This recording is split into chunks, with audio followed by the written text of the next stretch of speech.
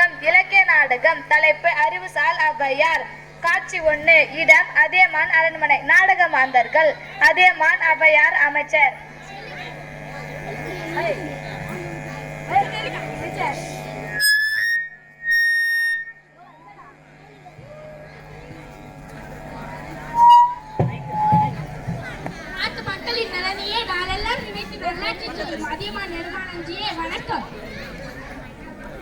அருந்தமிழ் கதைகளால் அனைவரும் கவர்ந்த அவ்வையே, வாருங்கள் வாருங்கள், வணக்கம்.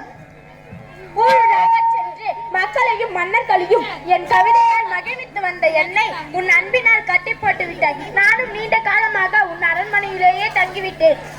நீங்கள் என் அரண்மனையில் தங்கியிருப்பது எனக்கு கிடைத்த பெரும் பேறு. அதெல்லாம் இருக்கட்டும், காலையிலிருந்து உன்னை அரண்மனையில் காணவில்லையே, எங்கே சென்றிருந்தாய்? காட்டு வளத்தை கண்டு மகிழ்ந்து நீண்டலாம் ஆகிவிட்டன. அதனால் தான் இன்று அமைச்சரோடும் வீரர்கள் சிறுவரோடும் காட்டுக்கு சென்றிருந்தேன். அங்கே இந்த கனியை பறித்தேன். இதை சாப்பிட்டு பார்த்து சுவை எப்படி இருக்கிறது என்று சொல்லுங்கள் தாயே. நீ தரும் கனி என்றால் அது சுவையாகத்தானே இருக்கும்.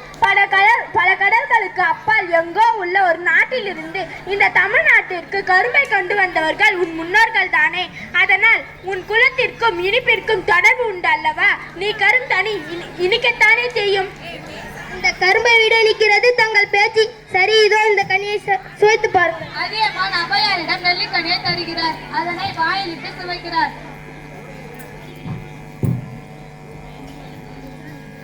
அடடா, என்ன சுவை, என்ன சுவை! இவ்வளவு சுவையான கனியை நான் இதுவரை உண்டதே இல்லை.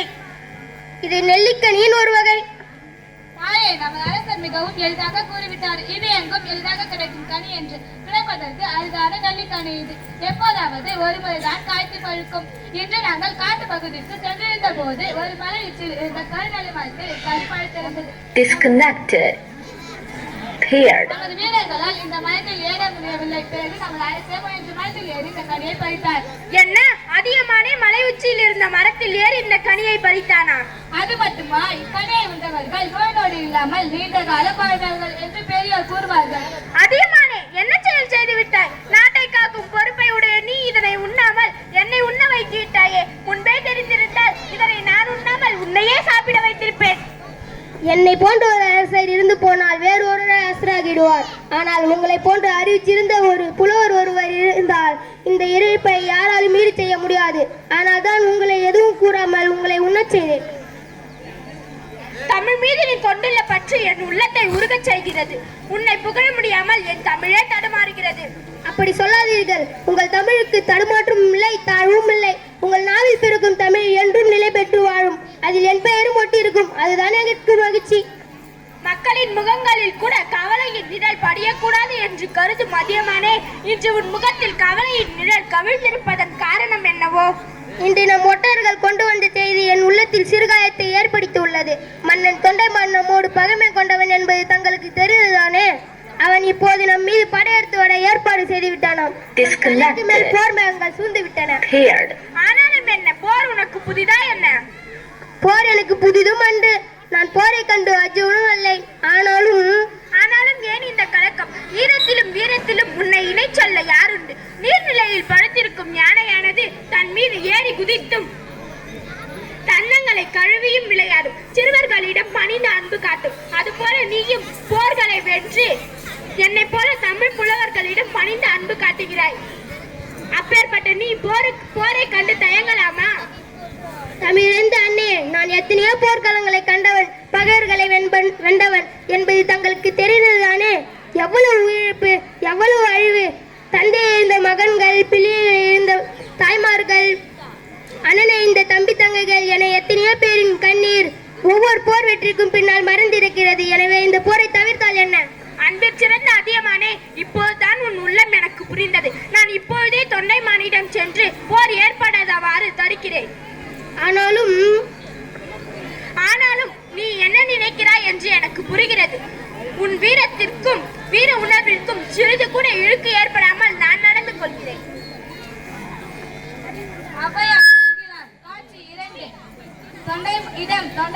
தொண்டைமான் அரண்மனை. நாடக மாந்தர்கள் தொண்டைமான், ஔவையார், படைத்தலைவர்.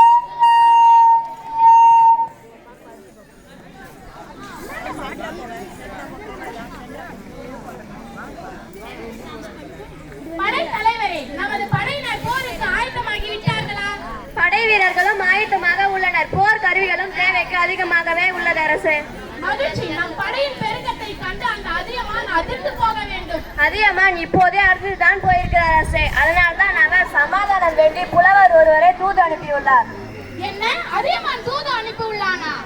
ஆம் அரசே, சற்று முன் நமது ஒற்றையிடமிருந்து செய்தி வந்தது. அதியமானின் தூதுவராக அவ்வையார் நமது அரண்மனைக்கு வந்து கொண்டிருக்கிறாராம். வரட்டும் வரட்டும், அஞ்சியனிடம் இருந்து அவ்வை நம் போர் கருவிகளை அஞ்சி ஓட போகிறார். அதோ அவ்வையார் வந்து விட்டார். ஔவையார் வருகிறார்.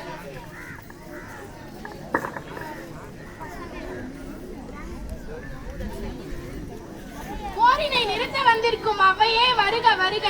தொண்டைமான் தரும் வரவேற்பை பார்த்தால் எனக்கு முன்பே எதிர்பார்த்து காத்திருப்பது போல தோன்றுகிறதே. என் பகைவனின் நாட்டிலிருந்து வந்தாலும் தாங்கள் தமிழ் புலவர் அல்லவா? தாங்கள் வருக எனக்கு மகிழ்ச்சியை அளிக்கிறது. நீயும் தமிழ் மீது அன்புடையவன் என்பதை கருதும் போது நானும் மகிழ்ச்சி அடைகிறேன். அந்த மகிழ்ச்சியோடு எனது படைகளை கொட்டிலை பார்த்து வரலாம், வாருங்களேன். போர்க்கருவிகளை பார்த்து நான் என்ன செய்ய போகிறேன்? எத்தனை பெரிய படை வலிமை உடைய அரசரோடு உங்கள் அதியமான் போரிட போகிறான் என்பது உங்களுக்கு தெரிய வேண்டாமா? அதையும் பார்ப்போம்மா.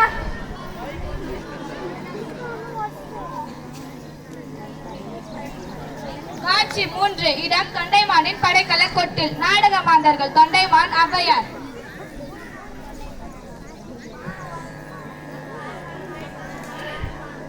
எனது போர்க்கலை கொட்டிலை பாருங்கள் ஔவையாரே. இவ்வளவு பெரிய போர்க்கலை கொட்டிலை இதுவரை நீங்கள் பார்த்திருக்கவே மாட்டீர்கள். ஆமாம், வில், அம்பு, வாள், ஈட்டி, வேல், கேடயம், மழு என எத்தனை வகை, ஒவ்வொன்றிலும் எத்தனை எண்ணிக்கை.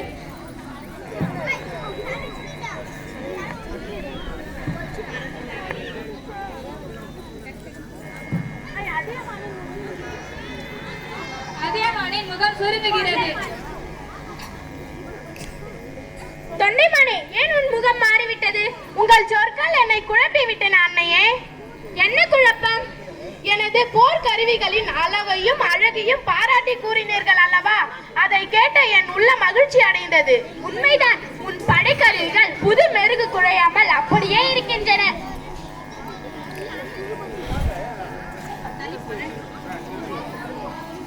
அடுத்ததாக நீங்கள் கூறிய செய்திதான் என்னை சிந்திக்க வைத்து விட்டது. அதியமானின் போர் கருவிகள் போரில் பயன்படுத்தப்பட்டு வளைந்தும் நெளிந்தும் கிடக்கின்றன என்று கூறினீர்கள் அல்லவா? அவைதான் எனக்கு உண்மையை புரிய வைத்தது. என்ன உண்மையை புரிந்து கொண்டாய்? என்னிடம் கருவிகள் தான் மிகுதியாக உள்ளன. நான் இதுவரை போர்க்களத்தை கண்டதில்லை. ஆனால் அதியமானும் பல போர்களை நடத்தி அதில் வெற்றி கண்டவன். அவனோடு மோதுவது எத்தகைய அழிவை தரும் என்பதை நான் புரிந்து கொண்டேன். அருமை அருமை, நான் கூறியதன் உட்பொருளை தெளிவாக புரிந்து கொண்டாய். என் கண்களை திறந்த தாயே, அதியமானிடம் போர் வேண்டாம் என்று கூறிவிடுங்கள். மிகவும் மகிழ்ச்சி, அப்படியே கூறிவிடுகிறேன். போரில்லா மகிழ்ச்சியில் இவ்வுலகம் திளைக்கட்டும். ஔவையார் விடைபெற்று செல்கிறார். நன்றி.